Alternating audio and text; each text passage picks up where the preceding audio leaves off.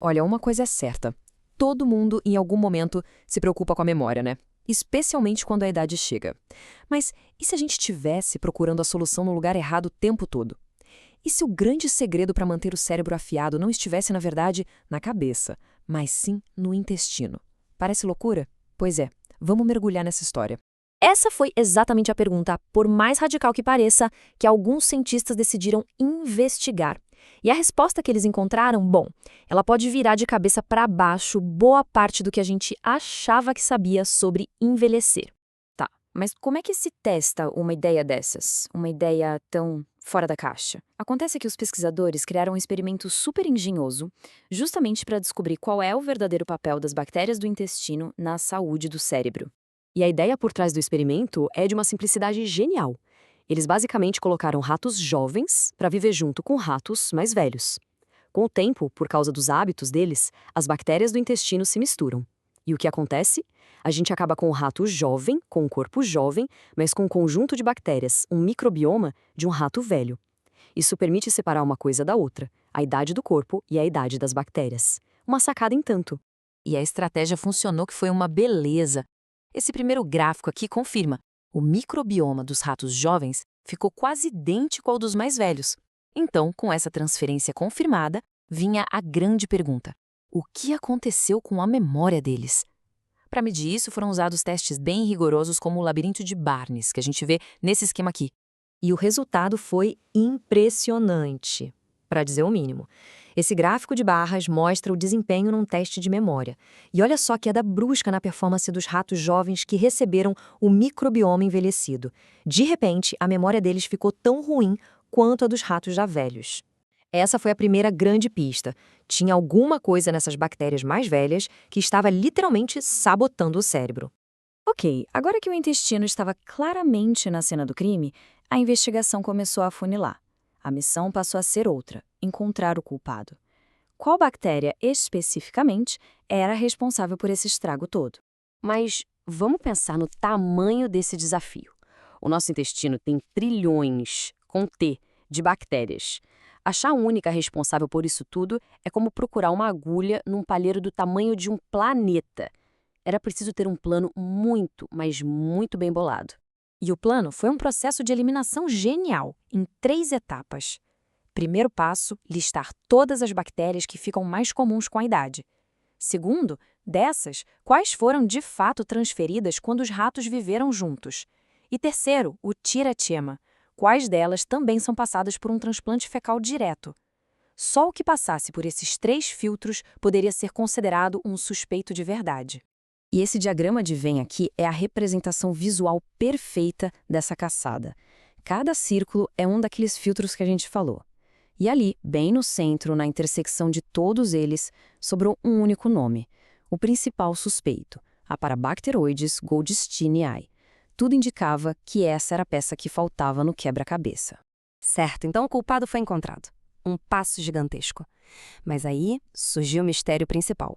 Como é que uma única bactéria, lá no intestino, consegue bagunçar a memória que fica lá no cérebro? Era hora de entender o modus operandi do crime.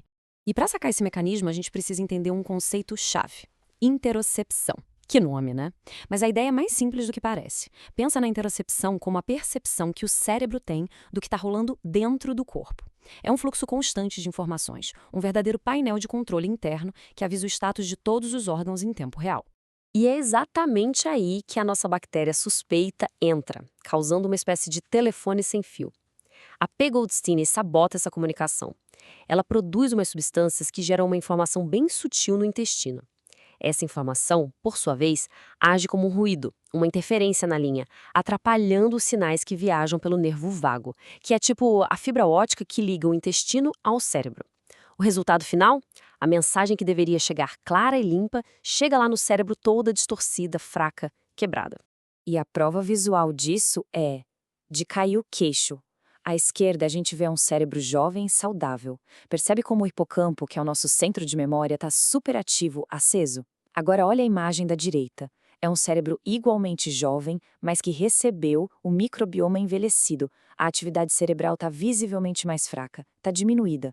Aquele ruído na linha estava literalmente baixando o volume do cérebro. E isso nos leva a uma conclusão que pode mudar as regras do jogo.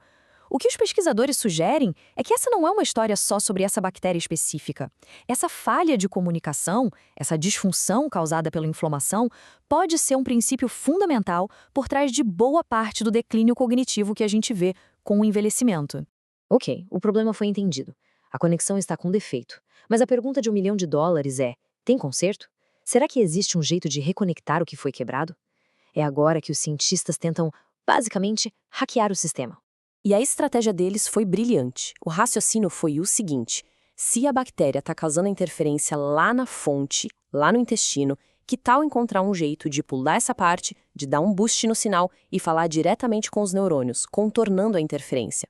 E foi exatamente o que eles fizeram.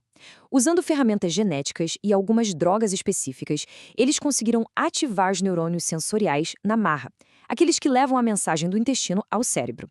É como se eles tivessem instalado um amplificador de sinal direto na fiação para superar o ruído da linha. E o resultado disso? Simplesmente espetacular. O que esse gráfico mostra é a memória dos ratos voltando ao normal. Depois do tratamento que amplificou o sinal, a memória daqueles ratos que estavam com problemas foi completamente restaurada. Voltou aos níveis de um animal jovem e saudável. Isso não só provou que o mecanismo estava certo, como mostrou algo ainda mais importante: o dano era reversível. O que nos leva à grande conclusão de toda essa análise? O que essa pesquisa mostra é que estamos diante de uma fronteira completamente nova para a medicina. A ideia de que, para proteger o nosso cérebro, talvez o caminho mais eficaz seja tratar o nosso intestino. E isso deixa a gente com uma pergunta fascinante para o futuro. Será que um dia nós teremos probióticos de altíssima precisão capazes de mirar e eliminar bactérias específicas, ou quem sabe pílulas, os tais interoceptomiméticos feitos para fortalecer essa comunicação intestino-cérebro? O que essa pesquisa sugere é que esse futuro, onde a gente cuida da mente cuidando do intestino, talvez esteja muito mais perto do que a gente imagina.